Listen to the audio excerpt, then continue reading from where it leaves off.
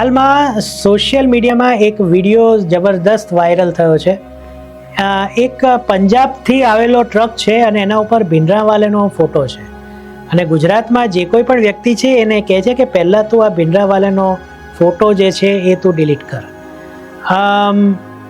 થોડાક અપશબ્દો પણ છે આ રીલમાં અને એ કહે છે કે ભાઈ તમારા લોકોના ગુરુ મોટા તો કયા, તો ગુરુ નાનક દેવ અને ગુરુ ગોવિંદ સિંઘ વગેરે, તો તે આનો ફોટો કેમ નાખ્યો છે?